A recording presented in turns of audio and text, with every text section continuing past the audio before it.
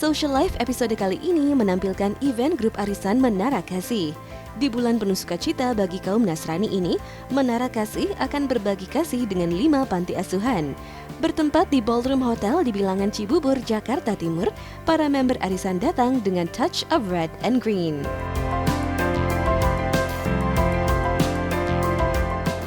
Oke, hari ini saya ada di acara Menara Kasih dan hari ini perayaan Natal dan biasanya tuh memang acara tahunan rutin setiap tahunnya. Biasa perayaan Natal ibadah dulu, lanjut kemudian perform anak-anak dan ada talk show untuk memperkenalkan 5 yayasan ini kepada tamu dan para donatur yang mau ambil bagian buat setiap yayasan.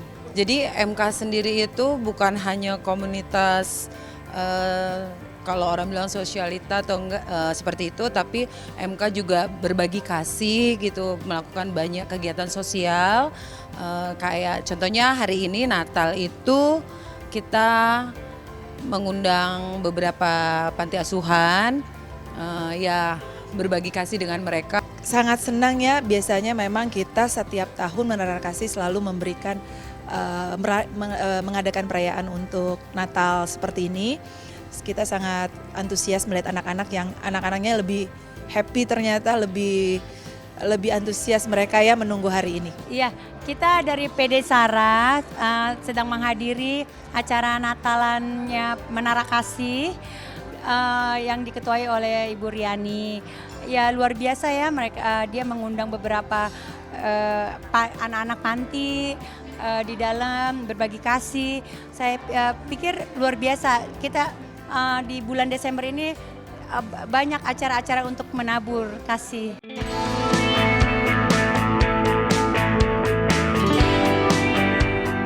Menyesuaikan acara ya, karena kita mengundang anak-anak panti asuhan, lebih kepada dress code-nya casual ya.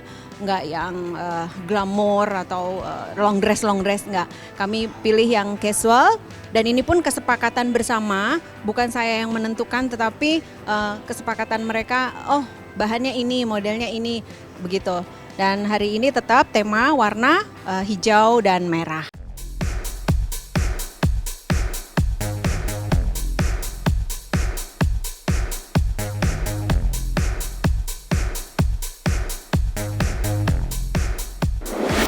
Ya, dressnya ini dari Ketua MK memang kan punya program atau punya konsep ya. Kalau cintai budaya bangsa gitu. Jadi kita disuruh pakai tenun Flores kayaknya ini ya. Jadi kalau Indonesia punya banyak ragam dan mulai mencintai dan harus mencintai produk Indonesia.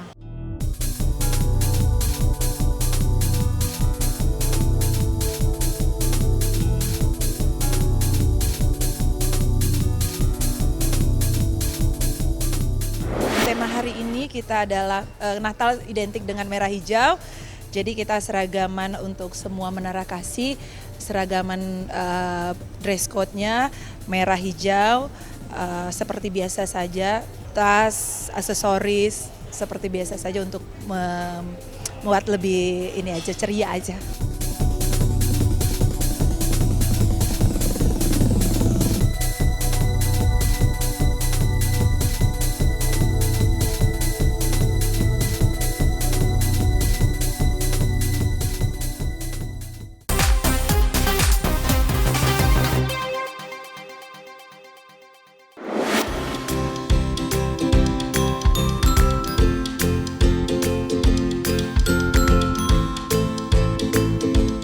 Viewers, kembali lagi di Social Life. Sebelum acara dimulai, Riani selaku ketua arisan akan memperlihatkan bingkisan yang akan dibagikan kepada anak-anak panti asuhan.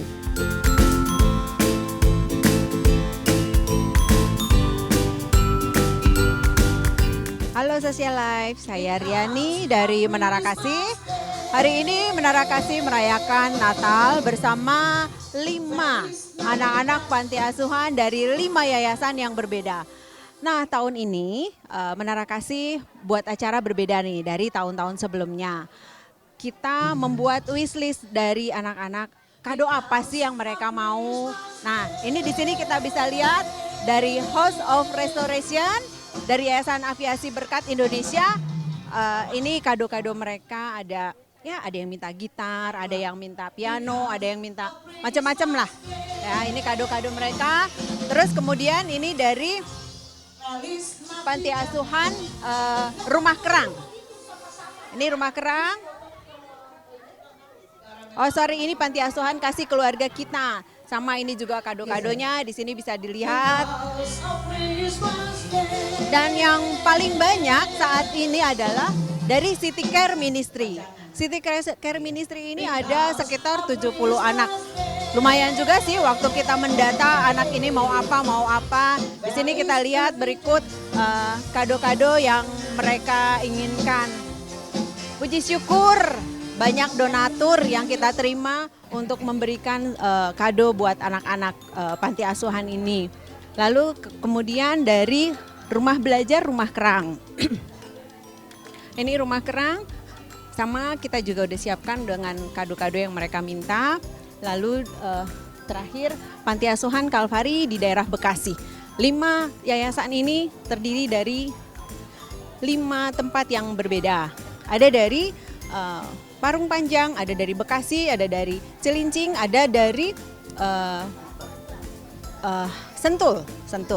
Ya, ada juga dari yang terakhir ini yang paling banyak dari Grogol, dari Kolong Flyover. Ya pemirsa Social Life, ikuti terus perayaan Natal Menara Kasih ini sampai selesai. Karena nanti ada juga hadiah dari Menara Kasih berupa 5 sepeda buat anak-anak yang perform atau games lah ya, katakan perform yang terbaik, nanti kita berikan hadiah 5 sepeda. Oke pemirsa, sampai saksikan terus acara ini.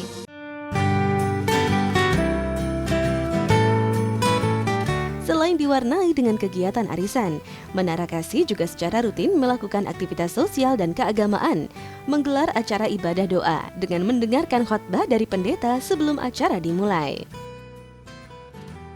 Tema kita hari ini adalah True Love. Boleh bilang sama-sama True Love? Iya. Kita akan baca sama-sama dengan suara yang lantang tentunya, biar ini jadi rema dalam hidup kita. Yesaya 43 ayat yang keempat. 1, 2, 3. Oleh karena engkau berharga di mataku dan mulia, aku ini mengasihi engkau, maka aku memberikan manusia sebagai gantimu dan bangsa-bangsa sebagai ganti nyawamu. Katakan amin. Kalau ada orang paling hebat, orangnya ada di tempat ini. Nggak amin. Kalau ada orang paling luar biasa, orangnya ada di tempat ini. Kenapa? Karena pribadi yang luar biasa bilang gini, kamu berharga, kamu mulia, kamu spesial. Yang namanya spesial telurnya 4. Itu martabat. Saya dan saudara adalah pribadi yang spesial dan luar biasa. Jelas banget kitab Yesaya mengatakan bahwa engkau berharga dan engkau mulia.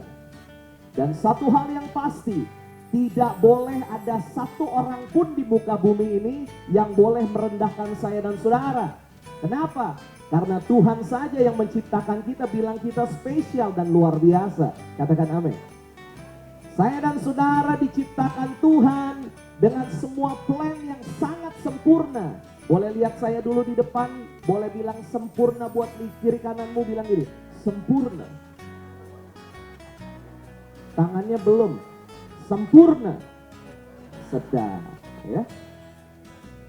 Yang namanya kesempurnaan itu datang dari Tuhan. Itu cuma Tuhan yang bisa memberikan saya dan saudara sebuah hidup yang sempurna. Makanya kita tidak perlu lagi cari perhatian di luar sana, karena saya dan saudara sudah jadi pusat perhatiannya Tuhan. Katakan amin. Saya dan saudara tidak perlu lagi cari perhatian di media sosial dengan banyaknya like, dengan banyaknya status oke, dengan banyaknya love yang diberikan. Kenapa? Karena surga saja sudah memberikan penghormatan luar biasa buat saya dan saudara. Boleh tepuk tangan dulu buat Tuhan kita. Kita juga ada ibadah ya, ibadah tiap bulan, di mana itu dari Ketua MK mengundang pendeta-pendeta dari berbagai denominasi lah gitu.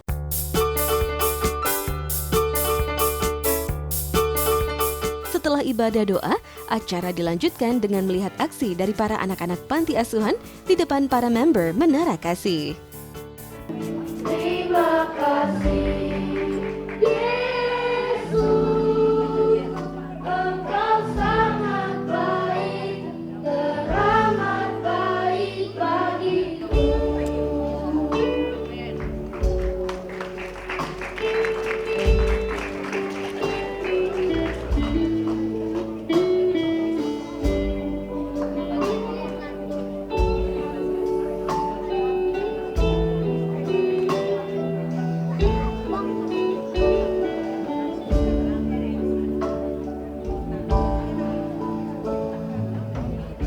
Hiasi kehidupanku dengan kemurahan-Mu.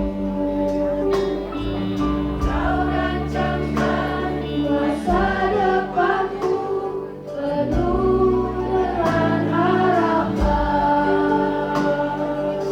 Jadi saya memang dapat info bahwa acara Menara Kasih itu kan selalu melibatkan kegiatan dengan anak-anak juga. Jadi hari ini ada 5 panti asuhan yang kita undang anak-anaknya untuk datang ke sini merayakan kebersamaan dan berbagi kasih maupun berbagi keceriaan bersama anak-anak dari 5 yayasan yang kita undang hari ini. Anak-anak ada yang hafal ayat-ayat Alkitab ya. Buat kami wah hebat juga ya, masih kecil-kecil mereka mending ayat satu ayat. Banyak ayat mereka hafal. Jadi nanti mereka yang perform itu memang ada ada hadiah yang kita siapkan berupa sepeda buat mereka yang perform. Demikian firman Tuhan. Ke-10 firman. Lalu Allah mengucapkan segala firman ini. Akulah Tuhan Allahmu yang membawa engkau keluar dari tanah Mesir, dari tempat perbudakan. Jangan harap padamu Allah lain di hadapanku. Jangan membuat bagimu patung yang menyerupai apapun yang ada di langit di atas, atau yang ada di bumi di bawah, atau yang ada di dalam air di bawah bumi. Jangan sujud menyembah kepadanya atau beribadah kepadanya, sebab aku Tuhan Allahmu adalah Allah yang cemburu, yang membalas kesalahan bapa kepada anak-anaknya, kepada keturunannya yang ketiga dan keempat dari orang-orang yang membenci aku. Tetapi aku menunjukkan kasih setia kepada beribu-ribu orang, yaitu mereka yang mengasihi aku dan yang berpegang pada perintah-perintahku. Biasanya setiap perayaan Natal MK Menara Kasih kami selalu membuat acara yang seperti charity seperti ini. Berbeda-beda setiap tahunnya. Tahun ini memang kebetulan kita Natal dengan 150 anak panti dan rumah belajar ya. Sangat kagum sekali. Karena kita yang udah sampai dewasa begini aja satu ayat aja masih agak-agak ada yang miss gitu. Ini mereka dari satu pasal loh itu. Satu pasal itu ada berapa ayat. Itu luar biasa mereka bisa hafal tanpa ada yang miss satu kata pun.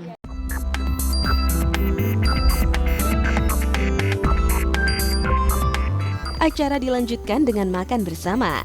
Suasana kekeluargaan tampak terasa di antara anak panti dan member Menara Kasih.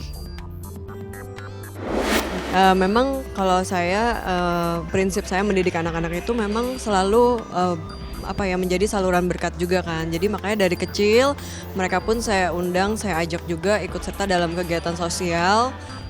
Bukan hanya kayak acara seperti ini, tapi kadang ketika kita terjun ke lapangan langsung, ke rumah-rumah atau ke korban bencana alam atau apa, biasanya saya suka mengikut sertakan mereka gitu. Jadi dari kecil mereka sudah tumbuh ada rasa empati itu sendiri, kemudian rasa jiwa sosialnya pun sudah bertumbuh dari ditanamkan sejak kecil.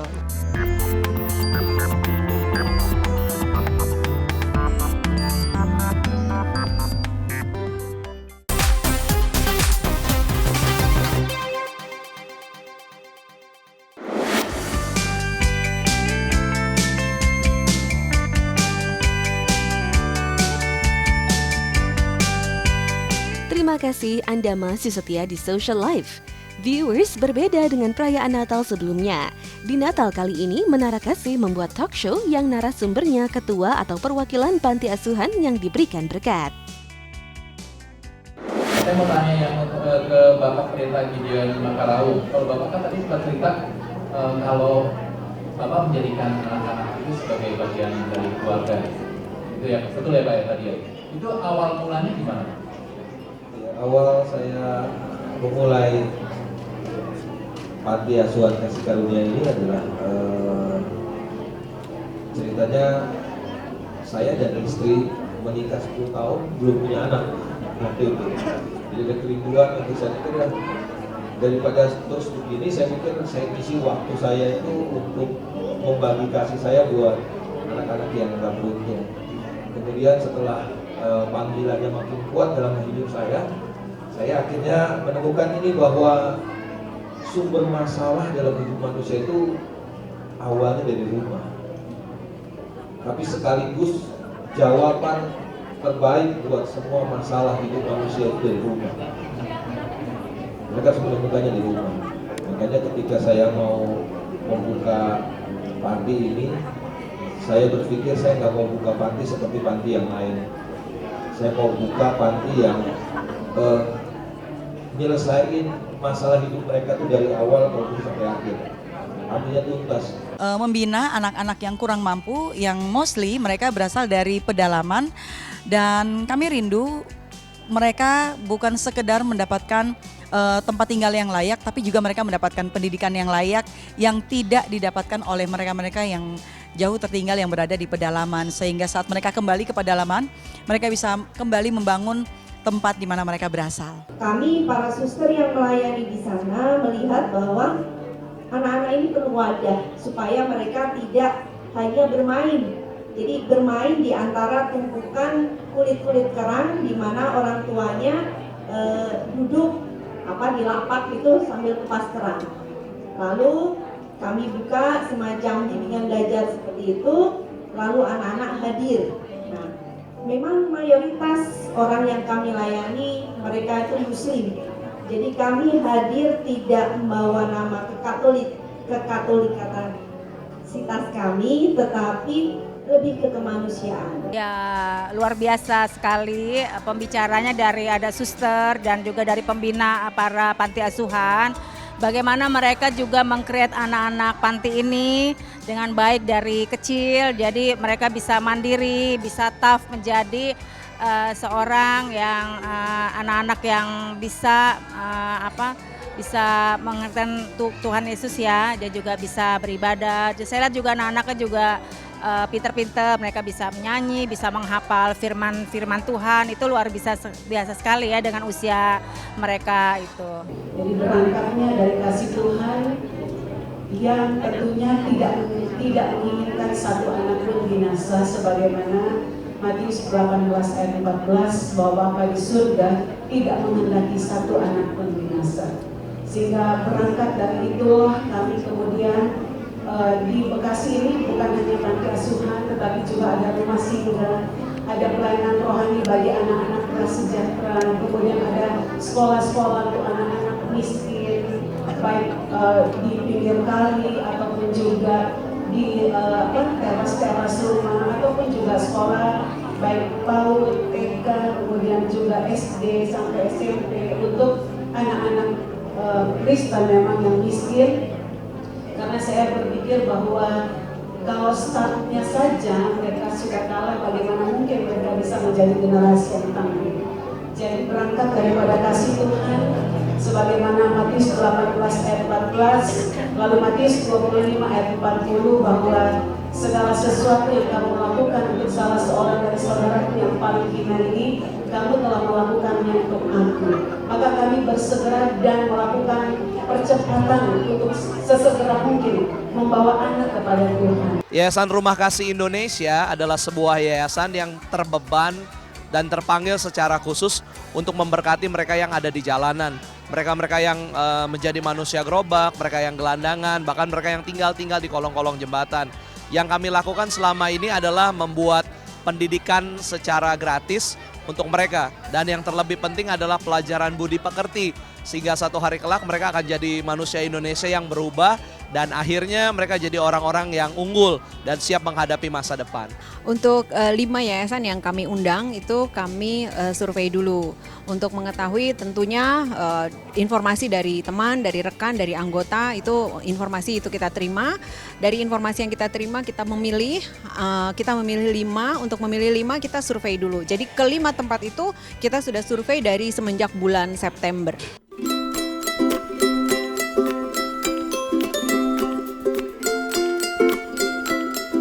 Acara dilanjut dengan pembagian bingkisan kepada anak panti asuhan yang diberikan langsung oleh para member Menara Kasih. Bingkisan kali ini sangat spesial karena isi dari bingkisan yang diberikan adalah wishlist dari para anak-anak panti itu sendiri. Halo, ini dari City Care Ministry Kolong Flyover Season City. Ini salah satu anak yang akan mendapatkan wishlist-nya. Siapa namanya sayang? Purwati. Nah, Purwati. Purwati, waktu kita pada datang itu, wishlist-nya Purwati apa sayang? Sepatu. Sepatu. Sepatu apa nah? Sepatu sekolah. Oh, sepatu sekolah. Nah, Purwati mau mendapatkan sepatu sekolah, dia berkeinginan untuk mendapatkan sepatu sekolahnya. Kamu fotonya yang mana? Boleh nggak? Tunjukin dong. Yuk. Hah? Kenapa? Tapi kan ada tulisannya. Yang mana? Ya? Adanya nama. Oh, yang ada nama. Mana? Yuk.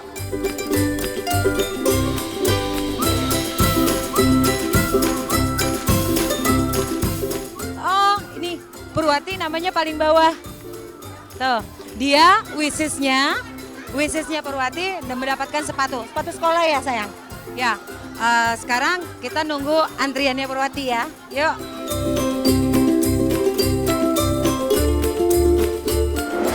Idenya untuk memberikan wishlist kepada anak-anak itu karena kita mau bikin yang berbeda ya, bukan hanya perayaan biasa tetapi apa sih yang mereka inginkan. Nah, dari bulan September waktu kita survei, di situ juga lah kita mendata wishlist yang mereka inginkan, kado yang mereka inginkan begitu. Jadi kita mempersiapkannya dari bulan September untuk mencari tahu. Setelah wishlist itu kita kumpulkan, itu wishlist kita data kembali dari 5 yayasan itu kita sebar ke anggota. Jadi anggota kami itu ada 74 orang, sementara anak-anak panti asuhan yang kami undang itu 150. Artinya nggak bisa satu orang ngambil satu gitu ya. Akhirnya ada sih yang ngambil 10, 5, 8, 4, ada juga akhirnya nggak dapat bagian.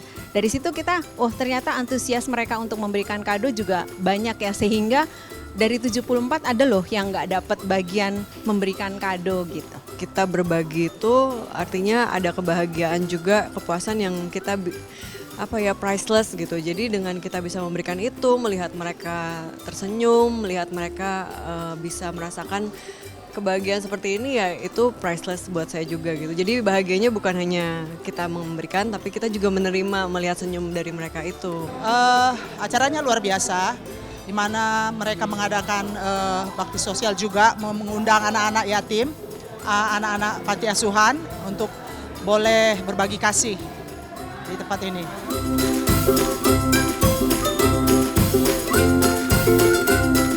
Well viewers, 30 menit sudah kami menemani kebersamaan dalam Social Life. Aktivitas mereka tadi sekiranya bisa menjadikan inspirasi untuk Anda pemirsa setia Social Life. Thanks for watching and see you next week. Bye-bye.